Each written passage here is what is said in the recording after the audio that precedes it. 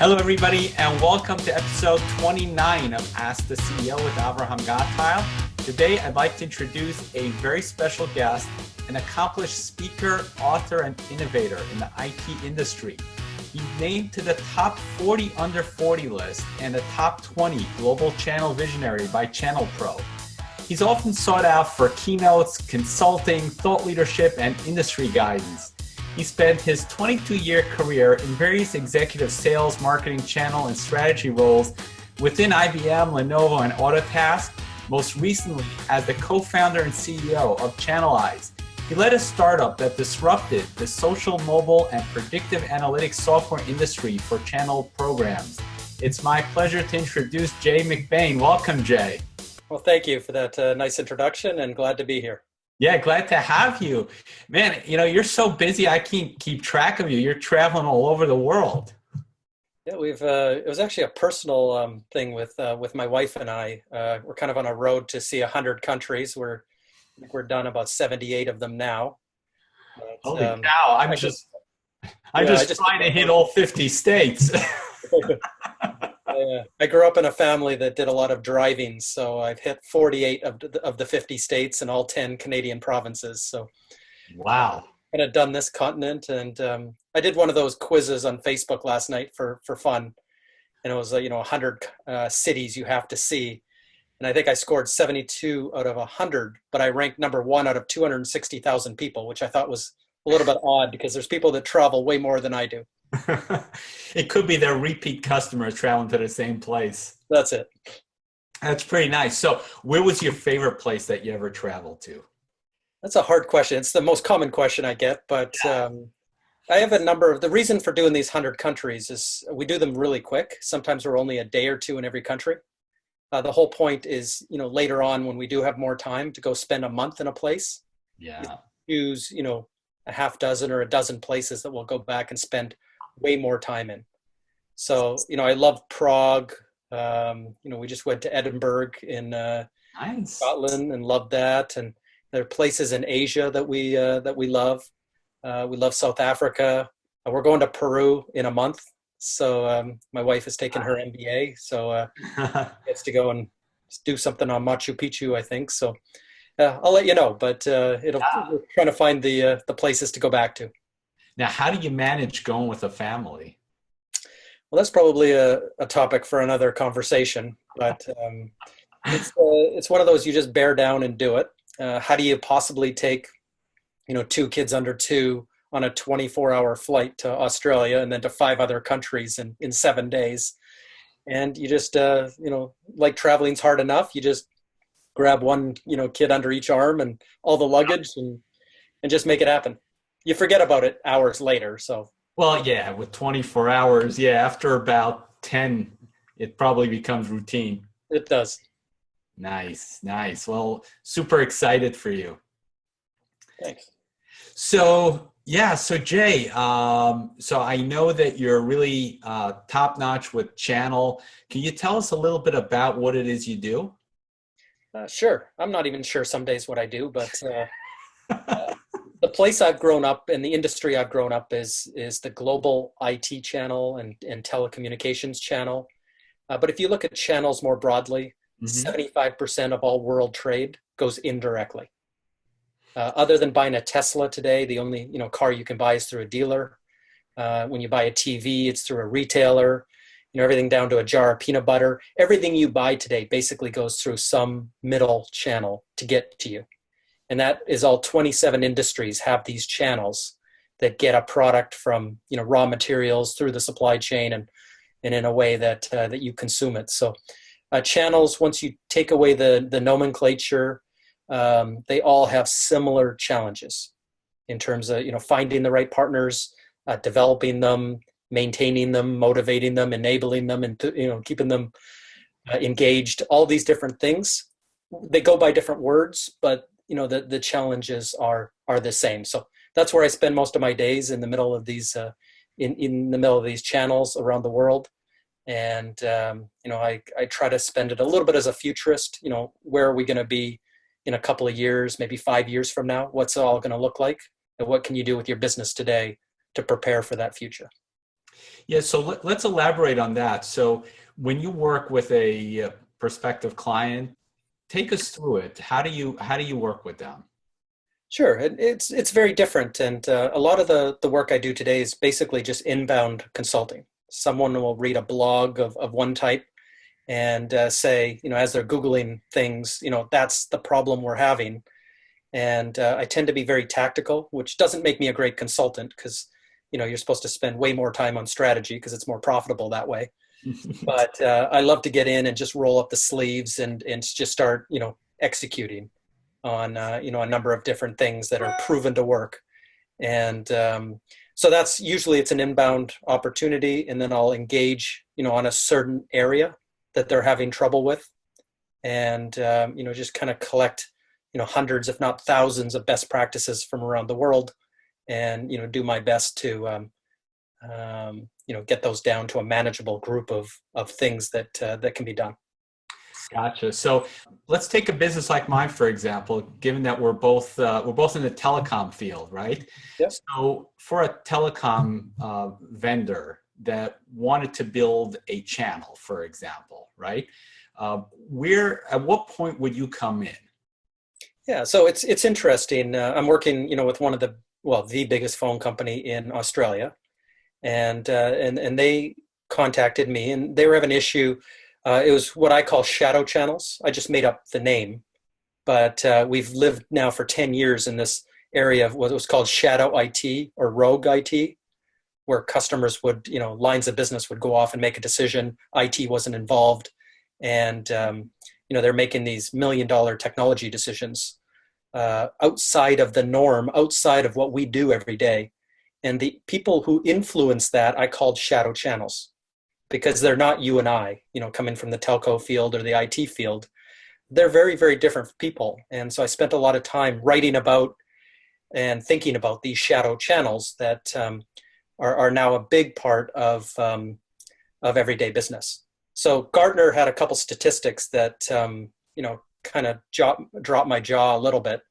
One is, 10 years ago, 90% of technology decisions were made by IT, CIOs and IT managers. Today, it's flipped almost 180 degrees, where 72% of the decisions are made in the lines of business. So VPs of marketing and sales and operations and finance and HR and all the way down the list are making the decisions. And in many cases, IT, may be brought in at the end or, aren't involved at all. So this shadow channels, these shadow decisions have become the new normal. Interesting you say that, because I just had an incident today. I called a prospective customer and they told me to call the marketing department, and I thought they were just pulling my leg. Right. So Very interesting. That's 72% of all technology spend decisions today are being made outside of IT. And Gartner is predicting within a few years it'll be 90%. So you can basically look at your business today, and you're going to have to do a little bit of transformation where you're going to be spending 90% of your time in the marketing department, in the sales department, in the operations, the finance, the HR, all the other vice presidents in your customers are the ones making technology decisions. How does that work? I mean, they don't really know what the ramifications are. Well, they don't. And, somebody has to play the adult in the room at some point is one of the things that I argue. But they don't need or want to make technology decisions. Right. They have to make business decisions. So that VP of marketing that you were told to call wants to drive more leads. That's a business decision that they're making. And today, with digital marketing and everything else, the way to drive more leads is obviously through a combination of email and social and content marketing, and everything's digital. Yeah. So, they have to make a decision at that point to bring in a marketing automation system made by a Marketo, Pardot, Acton, Eloqua, HubSpot, a company like that. So if you walk down that decision as a VP of marketing, you're not building a billboard, you're not doing a Super Bowl ad here. You're making a technology decision, probably a multi-million-dollar one, depending on the size of your company. And so you ask yourself, as that VP of marketing, who are you going to invite in as influencers to your decision? And this is the key crux to your question, is what do we do? Mm-hmm. So, if I give you that job right now as VP of marketing, but it's a little bit more technical than that. It's, let's say, at a mid-size ambulatory care clinic, healthcare, in upstate New York. So you're in that position. You're going to do a bunch of Googling. You're going to do everything you can to find out more about how to drive leads in that scenario. But you're going to invite into the room probably somebody from a SaaS ecosystem like Marketo or HubSpot or something like that. You're going to invite in one of their partners to help you. You're probably also in the room going to have somebody from the industry. It'd be great if not just a healthcare person that knows HIPAA or high tech, but somebody specifically that knows ambulatory care and how to drive leads in ambulatory care clinics. So that's an industry, we'll talk about it in a minute, but that's a vector focused person that knows not just about, what you do at a high level, but has been successful in the past at implementing what you want to do. The third person in the room is probably an ISV or two, software vendor, that builds on top of a Marketo and makes it really sing in a mid-sized clinic environment. So that's what their specialty is. It's a nice, company that's specialized in that area. The fourth person in the room is probably a startup. And that is, somebody who's built a widget to do something specifically for you. And they're really looking at their, first few customers. So they're doing everything they can to make you successful, along with that ISV, along with the other people in the room. And then the final person I figure is probably like a born in the cloud implementation partner. That in the past, they put in Marketo or HubSpot. They've combined it with that ISV in the room. They're aware of the startup. They can work with all of those things. And their world is really about collecting $3 or $4 for every dollar you're going to spend with Marketo. And those 5 people are now the people helping you make the decision. It's not the guy who installed the network or charges you a managed services fee every month. It's not the person that put in the printers and fixes them. It is literally this new group of people that most vendors today don't have in their arsenal or don't have in their partner program. This goes for the Verizons, the AT&Ts, Telstra, who's in Australia. It goes for every big telco. They haven't really recruited these people, and they don't know who they are. And that's in the next, few years going to be critical that they enter the room. I'm taking notes on this. Hey, it's on video. You'll have a. That's right. That's right. Wow, this is great information. So what you just did was you gave us the blueprints on how to build a successful business in 2017. It's a different business, and the one that we thought, and I'm a futurist, and I was guilty of this. I thought that our channel, which is going through a big demographic turn right now, 30% of all IT and telco partners have gone away since 2008, since the recession. Yeah. The remaining 70%, 40% of them are retiring in the next 4 or 5 years. That's so true. That's so So true. we're going through, if you go to your latest, channel event and, look at the color of hair in the room, it's an older demographic. We thought that their kids, we thought that millennials, we thought that all these new people were going to come in and buy these businesses and take them over from their parents or do whatever, but we're going to have this channel for the long term. And what's happening is that's not the case. These businesses are having trouble being sold if they're small. Their kids don't want the business. Yep. And millennials aren't working in the channel. And the reasons are, there's a number of them, but number one, every company today is a technology company. So if you go to work for a hotel, they're now competing against Airbnb. You go work at a car company and they're competing against Uber and Tesla. So every company in every industry is now a technology company. So if you want a technology position, you can work anywhere now. Yeah. And be happy. You don't have to go work at IBM or Microsoft. You can work everywhere. And as a millennial, a lot of these companies are, cooler than your traditional, IT or telco companies. So that's happening. CompTIA actually, did a study, and the technology industry doesn't even rank in the top 10 to where millennials want to work. So it's a big difference. And this channel that we've always had, this really robust channel, isn't in a mode right now to replace itself. So it's kind of it's interesting times, to be sure. Yeah, I mean, there's definitely going to be a reshuffling of the industry. I know from my own personal experience, just my contacts. And like you said, a lot of the people that I've dealt with since 2008 are either no longer here or on their way out. There are a lot of older people in this industry, indeed. So it's going to be interesting to see what happens. Yeah. So, where are the millennials going? I talked about the SaaS ecosystem. So I'll use an example. The biggest SaaS company in the world, Salesforce, they have 695 partners that drive $20 billion in services. So these services are thousands and thousands of dollars per person per day. The backlog right now is about 6 months to get one of these people. And as fast as they can certify people, they get them deployed, and they just can't bring in people fast enough. So if you were in the early 80s, IBM PC was the place to be.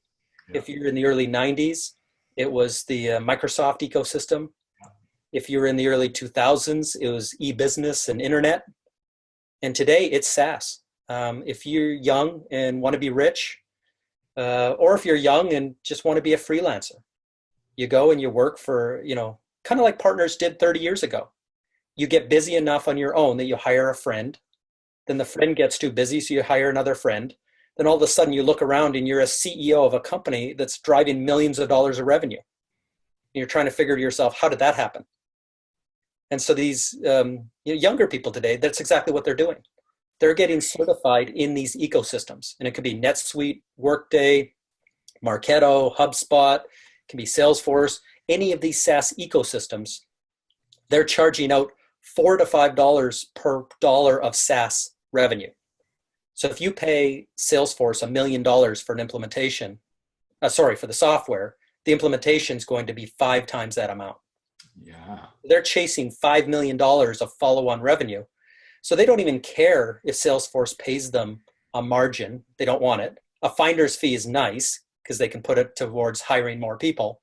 But in the end, they're chasing the services, which right now, demand is far outstripping supply. And, SaaS is really where everything is going. I mean, take a look at the telecom industry. Now everything is subscription based. In fact, I had a customer that told me that he demanded that I provide SaaS. This was before the days that I was in the cloud. I was just specializing in Avaya, which is premise based. And then he said, look, if you don't provide SaaS, we're going somewhere else. And that got me thinking, hey, let me look at that. And I basically changed my strategy. I mean, that was really the straw that broke the camel's back, but it was really the market that was changing. But SaaS is really where everything is today. Yeah, so we built a company 5 years ago called ChannelEyes, and we did 100% of the company in the cloud. So we didn't own a server. We didn't own, much in terms of IT. I always said if the building burnt down, one trip to the Apple Store or Best Buy, and we're back in business. There you go. And we had 61 pieces of SaaS that we paid for, right from development to sales to marketing to finance, all the way through HR, all the way through the organization. It all integrated with each other. We were technical people, so we didn't hire outside people to do it. But every time we bought a new piece of SaaS, we made sure that it worked with the other, 61 pieces of SaaS that we had. And so we never typed in a customer's name more than once. We never had to type in an address more than once. Everything was integrated backwards and forwards across every department. And, obviously everything ran through a browser. So it was the cleanest, it was backed up, it was secure. And for us, it was $20 per person per month or $5 per person per month. The actual ability to bootstrap a company nowadays is huge. I mean, there's no millions of dollars of upfront investment that you need to make. One of the things I love talking about when people ask me, what's the benefit of the cloud is exactly what you just said. If you think about it, 10, 20 years ago, if you were starting up a new business, you would need email, internet, phone, fax, CRM. I mean, just those 5 things for starters. And, let's talk about email. If you wanted to get Microsoft Exchange, what you would need what type of an investment you need to make. You need a server, you need a Windows license, you need Exchange license, you need to hire somebody to install it, to maintain it. And what happens if the server breaks, if it crashes, gets stolen, gets hacked? You need backup, you need disaster recovery, you need a number of things. And then if there's a power outage or a natural disaster, that's it. Your emails are gone. So unless the U.S. government is actually looking for your emails, that's not a good thing. Right. NSA is the only one that has a backup at that point. Exactly. Well, no, today Office 365, it's $6 per person per month, and you're off to the races. And you don't have to buy people laptops anymore because they prefer to work on their own devices. On their mobile phone, you got your whole office. I got my CRM on my mobile phone. Right. I don't need anything else. Yeah. So it's a big change. The environment, though, for the channel is much different. Most of the channel right now is not making that transformation, which is, for most vendors is scaring them quite a bit right now. Again, they assumed that there'd be a new generation. They assumed that everybody would, they'd make it late, but they'd make that, that corner to start serving these lines of business. And I predict it's not going to happen. It's just, it's too far gone, and two people are too late in their careers to want to, throw up everything and start all over again. So, the old traditional break fix and managed services and those type of businesses are still good businesses. Like the hardware companies, you look at the Cisco's and IBM's and Lenovo's and Dell's and HP's, all of that business is on a decline, but it's only single digit decline. It's not dropping by 30% a year and gone in 3 years. We've got a strong 10-year workout of all of this type of stuff. People are still buying routers, they're still buying servers, they're still buying all this stuff.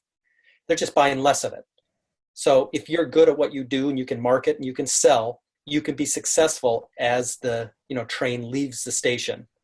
And if you're not going to be in business, in 10 years, it's all not going to matter. You're not going to have to make the transition.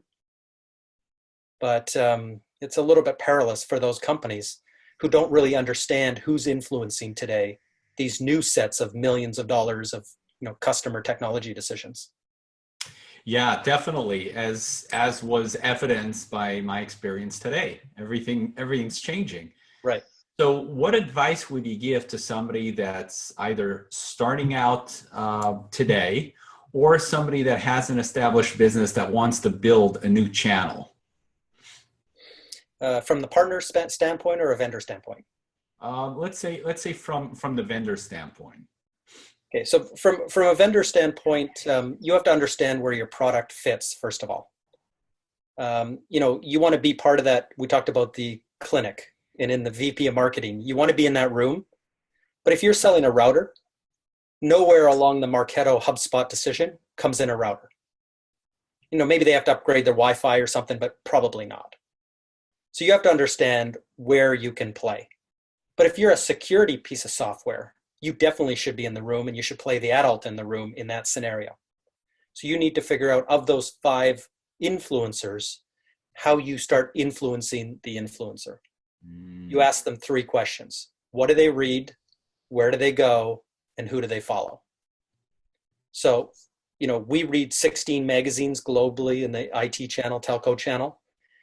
We go to 150 trade shows across the world every year that are channel related. And we follow, and I've got it published on my blog, a group of 100 of the most influential people. But if you go ask the Marketo person, or if you ask that industry expert in healthcare, they have a very different answer. By the way, accounting companies or CPAs, 10 years ago, less than 10% of them sold any software. Today, it's over 50%. In a couple of years, it'll be 80%. If you look at their websites, they look like technology providers. They do all the services now. You look at legal companies, the exact same thing. You look at digital agencies. So in that marketing scenario, people that used to make the billboards and Super Bowl ads now sell software and do all the services, integration services. They've all had to transform their businesses to stay alive.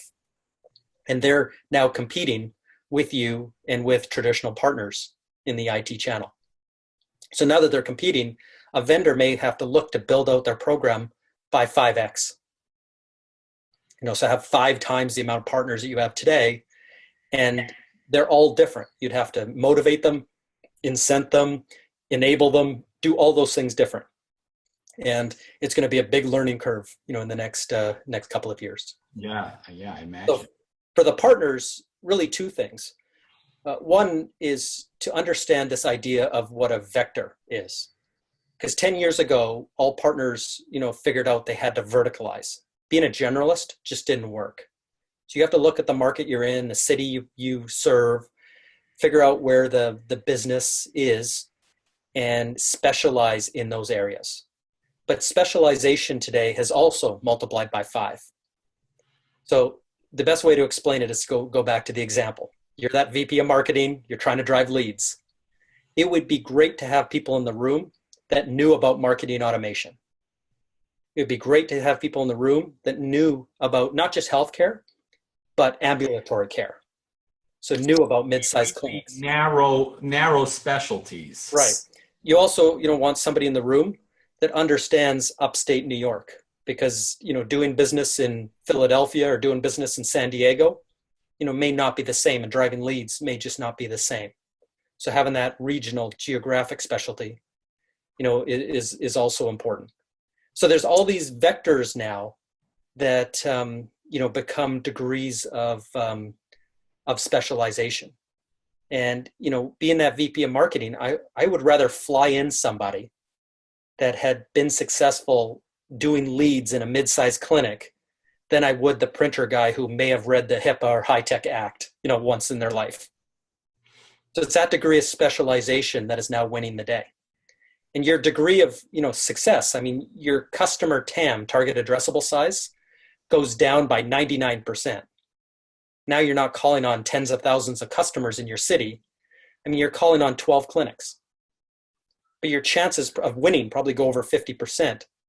Once you start to get that business, you can then move into a different swim lane. So if you've done well in a mid-sized clinic, maybe you can go into a small hospital or into a smaller clinic. If you've done well in marketing automation, maybe you can go into data analytics or into prospecting as a piece of software add-on. A different swim lane. Maybe you've been successful in upstate New York. Now you're going to try out New Jersey, which is, quasi-similar in law, statutes, and everything else. Whatever it is, you're going to start to be successful in a much more narrow area, and then you're going to swim in, adjacent swim lanes to make your business grow. Wow. This is really giving me a lot to think about, and I'm sure everybody watching this is, their minds are blown, because this is really great information. And if you think about it, it is so counterintuitive to what everybody is doing. The typical methodology is just blast it out there and cast lines and see which fish bite. And what you're saying is, no, do it the opposite. Take the surgical approach, right, and go after a specific narrow focus, and you'll be successful there. Yeah. So it becomes a word of mouth as well. So yeah, pretend you're that VP of marketing again, and you're building up your little network to help you drive more leads. You're going to ask the people in the room.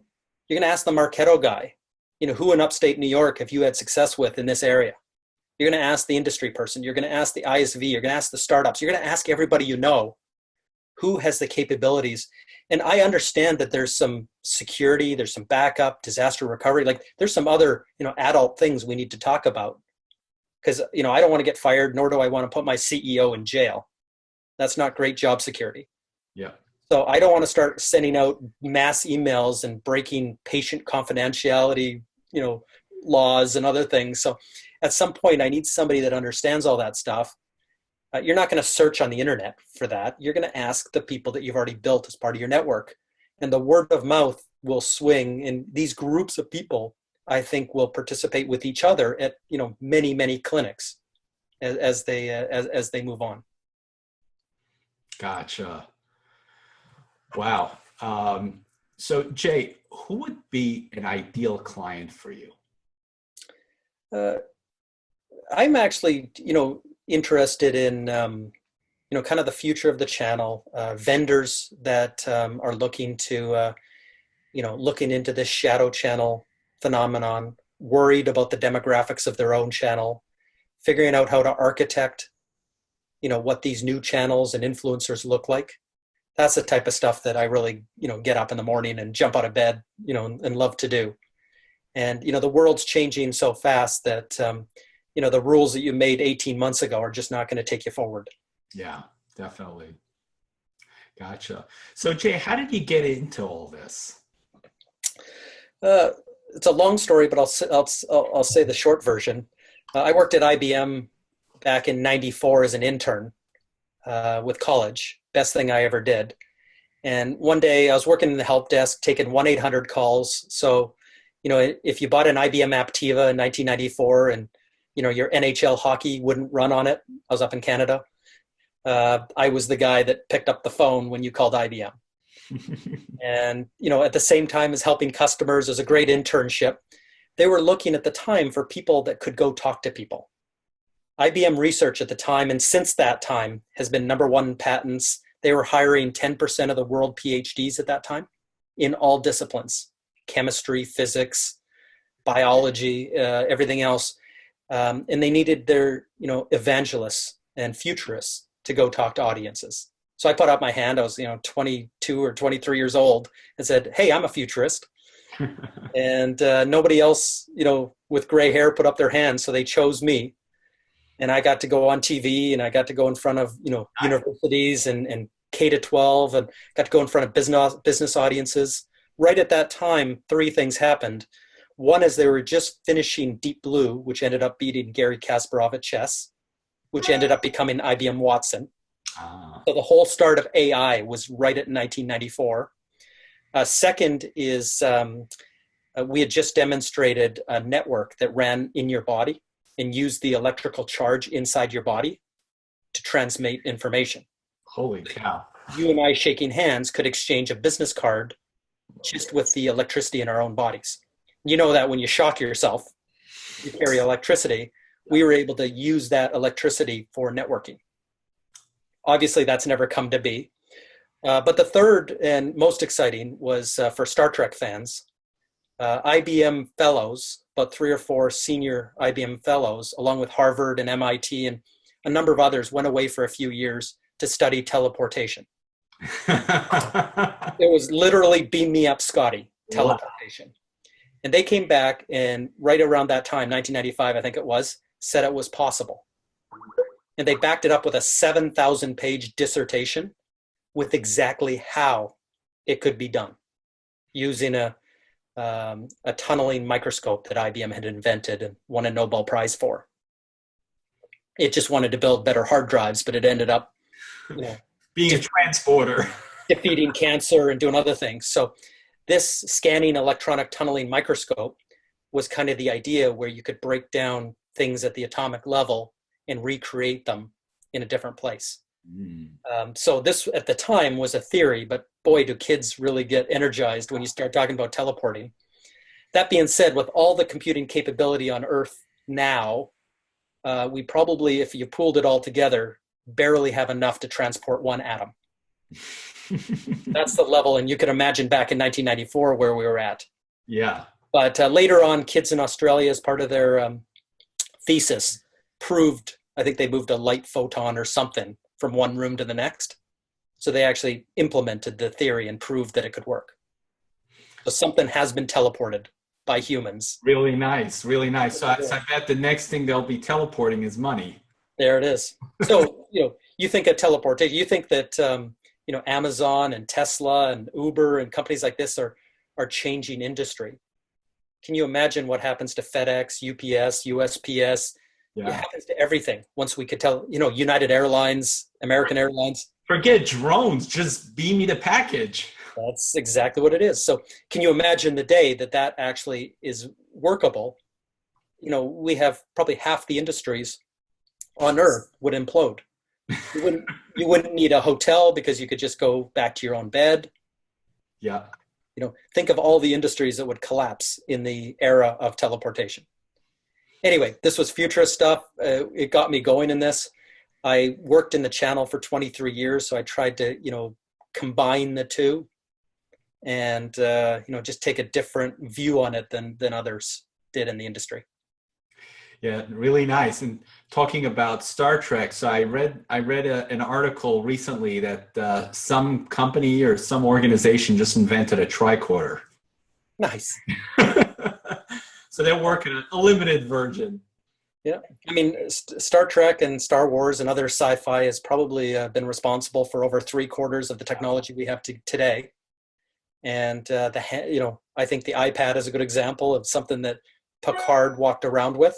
Yep, And I mean, it's absolutely driving. Teleportation is another good example. And I think we're going to live in a world that keeps moving towards this idea of what sci-fi has laid out for us. definitely. It's going to be more than just entertainment. It's going to be the blueprint of the future. Absolutely. Great. So Jay, what was your decision when you decided, this is my thing and I want to start a business around it? I'm not sure the decision. I had worked for IBM, Fortune 500. I then moved to Lenovo, which was a 499. I think we made the Fortune 500 by like 10 grand, like two ThinkPads. But then I worked for Autotask, which is a company that sells software that partners use, MSPs use to run their business. And they had about 350 people at the time, and then did a startup. So I went from the eighth biggest company in the world to the smallest company in the world, and wanted to experience a bunch of different things, and was lucky to do so. At ChannelEyes we got to do stuff in social. We had a mobile product that got very popular, still is, and we got to work on artificial intelligence and predictive analytics, kind of thinking the future of the CAM, where maybe they could be augmented by a robot and helped in terms of what to do next based on millions and millions of data points. And it was just a fun environment to be in. And now just working with companies and trying to see if we can change a little bit of history. Yeah, absolutely. So what were some of the challenges you experienced along the way? One of the challenges started at IBM is I was always I looked younger than I was. So I think when I was 22, I looked 12. So I always felt that there was a credibility thing. So I think I always tried harder in presenting or in energy level and everything else to kind of win over the crowd or win over the person fast, based on a number of things, and that ended up working. Another challenge is I've moved 8 times. Wow. I've been moved IBM, and so I've seen a lot of different things. I've lived in a lot of parts of North America. So that's been a bit of a challenge on the personal side, but professionally it's been interesting. And I think just the challenges from trying to translate. A lot of people have trouble translating Fortune 500 skills to a small company and then to a startup. Yeah. Where I loved it. I mean, the fact that you could take out your own garbage and had to clean your own windows and wash the dishes in the sink, and I mean all those things are you'd never do at IBM. But when you're working with a channel and when you're working with 500,000 channel partners globally, or 162,000 in North America, they're all entrepreneurs. They wash their own windows, they take out their own trash, and being an entrepreneur and working with entrepreneurs is a lot easier than working for a Fortune 500 company and saying that how it is to not make payroll, or how it is to have to transform your business, or you're not going to be around in 6 months. Yeah, you could relate a lot better to them, and it helps with that authenticity. Yeah. So I mean, it was a challenge, but in the end, it was the best decision possible. That you just don't stay, for like your parents might have, spent 30 years at one company or 40 years at one company. Nowadays you have to move around and you have to make changes and stuff. Even today, I'm a data person, so I went and downloaded every channel chief in the world, 337 of them on the CRN list, and I went and read every single one of their LinkedIns, filled out a spreadsheet with like 20 columns. So I just published a blog, a couple of hours ago that basically give you the 10 rules on how to be a channel chief at a vendor. How many, I use 10 criteria. how old they are, how long they've been in their job, how long they've been in their company, what kind of education they have, how many companies they work for before getting to their current company. So all of these metrics, for the first time ever, it kind of gives you a road to that job. It gives you an insight to that. Right. And, using LinkedIn and using CRN, kind of using those two things. So it's just never been done. So nobody knows what the average or actual tenure of a channel chief is. No one knows how to get there, or how much education you need, or how much luck is involved, or how much, all that kind of stuff. So it's now answered. It took a few days of, spreadsheets and VLOOKUPs and COUNTIF statements and everything else. But, there's now a nice piece of research there that shows somebody that does want, a senior job at a vendor and how to go get it. So it sounds like you may have a skill set in HR as well. Or just technology. I love spreadsheets, but no, just a bill. It's just the analysis. It's kind of if you've read Malcolm Gladwell, if you've read the guys at Freakonomics, it's that kind of thinking where you stare at a problem and then come at it from a completely different angle. Yeah, that's what it sounds like. Yeah. Really cool. So, Jay, what keeps you motivated every day? I think we've talked about the motivation part. First of all, I love this industry. I love the people in it. And I love the change. We're not bolting on bumpers here and, having the same union job for 30 years. Literally, we're going out of business every 6 months unless we're making the right turns and making the right moves in our own businesses. And, what I jump out of bed is, trying to predict what those curves are going to be a little bit ahead of others and, being able to help everyone. Yeah, for me, it's transparent. I'm not trying to sell books. I'm not trying to, sell, analysis here. I'm publishing everything I can, get my hands on, and just, all boats rise in this industry. And I think that's my motivation, is just kind of a rise for the industry and a survival for the industry as well, long term. Really nice. And isn't it interesting how the whole paradigm changed? The whole paradigm of success changed. It used to be that information was siloed, and nowadays you will be more successful the more you share. Right. And it used to be. I mean, they used to say it in my days in my career that information is power. Yeah. Those who have the information have the power. And information's now been democratized, so everyone has the information. Everyone has the Google search bar, and even with WikiLeaks and everything else happening right now, you can imagine a world where everything is going to be transparent, and it just changes the calculus on the whole equation when everyone has the same information which to work with. Power is not within the information now. Power is using the information, analyzing the information, automating the information, and obviously executing on the information. Yeah, definitely. So talking about working with businesses that need to reinvent themselves or rise ahead of the curve, or they go out of business in 6 months, the statistics that 75% of new businesses that start up will disappear within a year. And then I think it continues over 5 years. It goes down to 50%. Where do entrepreneurs go wrong?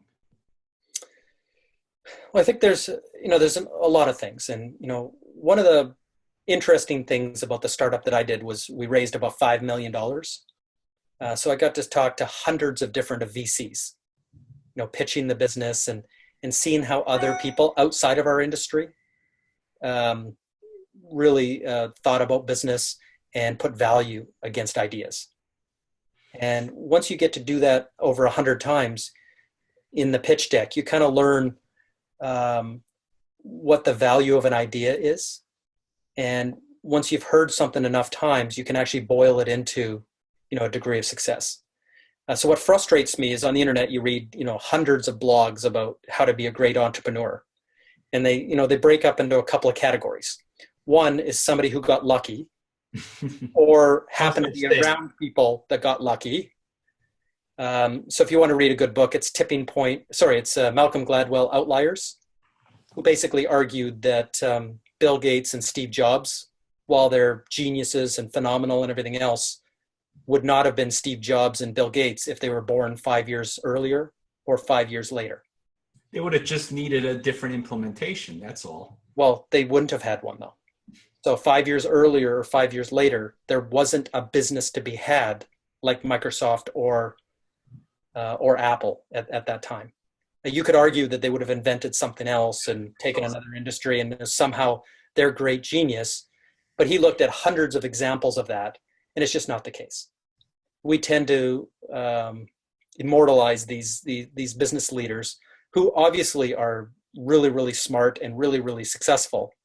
But, we don't really assign the luck number to that as well. Right situational, right place at the right time, or in the right industry, or following the right person, whatever it is. So we end up reading these blogs by people who start to, smell their own exhaust, who, start to take personal, credit for, changes in society and everything else. Anyway, so that's kind of one camp. Then the other camp is kind of these fluff pieces. You always read them, the 50 reasons why, to be successful. Here's the 15 things that successful people do before breakfast. Here's you can read 1 million of those a day, and they're all identical. All 15 things and all 50 things, you could just write them down. They just change the words. Yeah. But it's just all generic, and it all doesn't work for everyone. So when I define entrepreneurship, it's about the idea, it's about the execution, it's about the people you wrap around. But if I go back to execution, you've got to have co-founders that have, different skills and, can complement each other, but also take the business where it needs to do. Because you have to cover all 10 lines of business. You have to have somebody that's good at sales and marketing. You have to have somebody that's good at development and product building. You have to have somebody that's, obviously a good leader. You need somebody that understands finance. All these things and culture. So it's the whole deal. And, I think success is based on a number of different factors, and it's hard to be cliche and just say that, it's just one or two things. Yeah, it's really an individual thing. Everybody, all the successful people, I'm sure they have common attributes and characteristics, but it's really an individual thing. What inspires me may not inspire you, and what motivates you won't motivate me. Right. So, I look at our, current examples like Elon Musk, who I think is the modern day Thomas Edison. Yeah. I think we're living through a special time right now. But, I look at a Mark Zuckerberg, coming through Harvard, quitting Harvard, happened to he won the lottery on social networks. It was the time for a social network to shine, and Facebook, won the lottery. And he's brilliant, and, he did all the things right. But right now he's being pushed to go write his memoirs. Because, the way you sell books now is, I want to be like Mark Zuckerberg. Yeah. And if you watch the movie, The Social Network, or if you kind of hung around him at Harvard, that it's not going to look anything like the way we're going to immortalize him. Yeah, I was thinking of that word. Yeah, people are immortalizing him. He's just a great, smart, hardworking guy who landed in the right spot at the right time and took advantage. But that's really the key to success right there. Everything you just said, you gotta work at it. Like Gary Vaynerchuk always talks about, you need to execute. It's one thing to talk about it, but go ahead, roll up your sleeves and put in the work. And then about the right time, you create that right time. Like if Mark Zuckerberg would not have executed on his idea for Facebook, it wouldn't have existed. Someone else would have done it. Right. But the time was right for the social network, whichever one, to succeed. And it's, timing is so much of it. Luck is a good portion of it. You got to make yourself in a position, though, that you can take advantage. That's it. Yes. And I would say that, Bill Gates and Steve Jobs would not have been on the street, in a cardboard box, begging for money.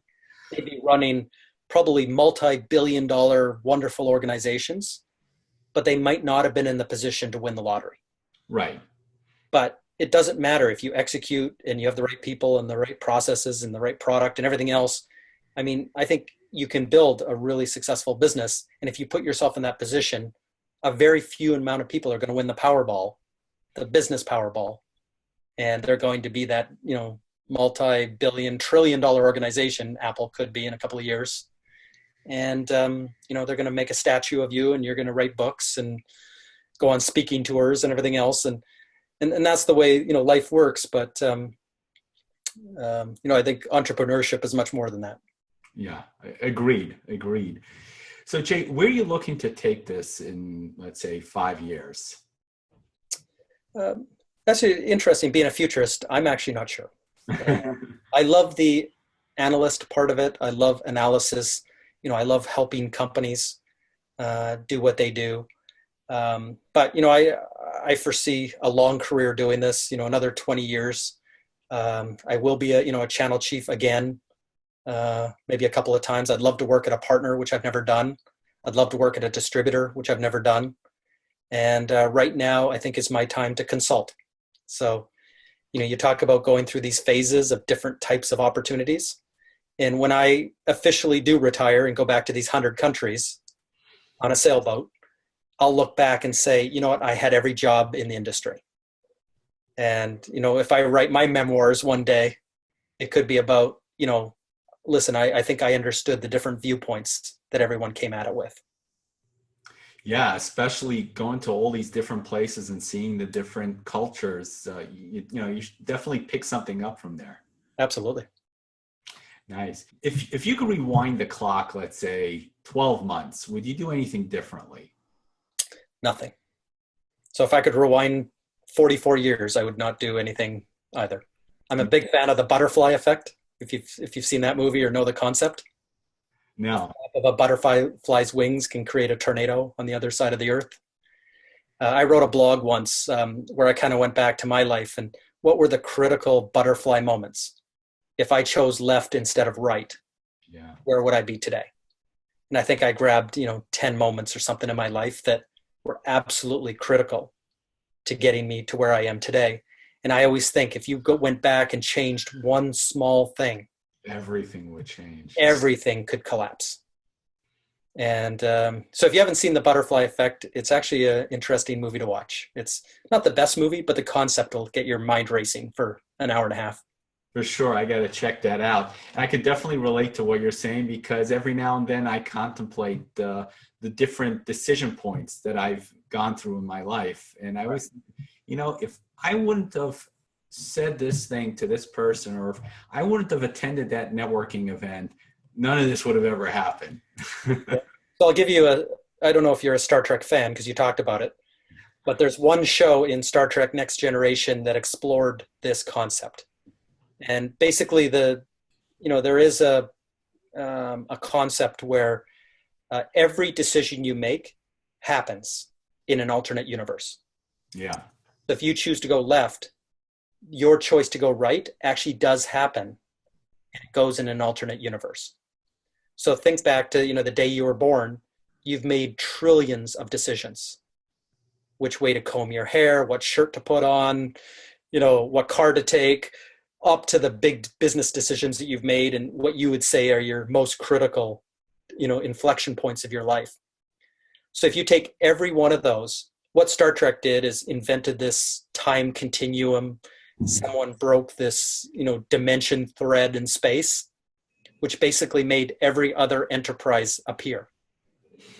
So in space, you had billions of enterprises that all followed different paths. Some of those led to a loss in the war against the Borg. Some of them, people were dead. Some of them, all over the map. But for a moment, you got to see from all the shows prior, if they had done something different, where would they be today?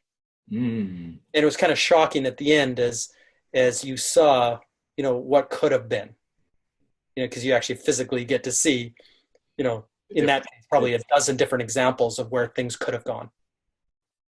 And so you think that in your own life, like what if the space-time continuum snapped and then all of a sudden a billion of you popped out into your house there. But in so many scenarios, like one of them, you could be Steve Jobs. I mean, one of them, you could be a multi-billionaire. Yeah. Some of them you could be, homeless. I mean, and everything in between. Yeah. And worse. So you start thinking about that, and you just never know. So I always get weary when somebody asks, if you could change anything in your life. You're like, no. Your life may not even be that, spectacular, and it may not be going perfect right now, but it could be better than the alternative. Great. So Jay, we have time for one question from the audience. So Mark Dressler, who's the CEO of a company called Office Evolution. It's a shared office space, co-working facility in Hackensack, New Jersey. Mm-hmm. So he asked, what is the biggest challenge you see when channel conflict arises? For example, when you have channels that compete with one another, and how do you typically address these concerns? It's a good question. So it happens all the time. There's a couple of steps to take. One is you have to look at your deal registration process, is where 80% of conflict happens. So you have to make sure that there's a written rules of engagement as a vendor that are published, that everyone understands. You have to understand that the deal registration process has to be consistent and centralized. You can't have regional managers, doing their own thing. It's got to go through one process consistently. And then third, and most important to that question, is there's got to be senior executive buy-in. So if a vendor has a culture of promoting direct sales, and then one of these conflicts come up, at times you'll get senior executives given mixed messages to the channel, given mixed messages to their own companies. And whether it's consciously or subconsciously, the channel account manager or the direct sales rep might be, regurgitating that bias. So if you have a channel, and if channel is your strategy, it's got to be bought in right up to the chairman. And if there is conflict, it's got to be addressed. It's got to be addressed openly, transparently, and you've got to over communicate to all parties. Because in some cases, you're not going to be on the winning side of the decision. Yeah. But if you've got something that's written, that the vendor's consistent. So if this happened 10 more times in the future, you're going to lose 10 times in a row. The rule might not be right, but at least it's consistent. And that if you caught the chairman or CEO in an elevator or late at night at a hotel lobby bar, they would be able to echo, why it went that way. And they might be sympathetic or empathetic, to the loser of a conflict. But in the end, they'll have a reason why they did what they did. Great. Thank you so much for that answer. So Jay, I know you're a busy guy. I'm going to let you go in just a bit. But just before we do, how do people connect with you? I think I'm on 10 different social networks. So the probably home base for me is a website, McBain, JAYMCBAIN.com. And that's where my blog sits. Also on the right-hand side, there's 10 different ways. My phone number's there, my email's there, all the social networks are there.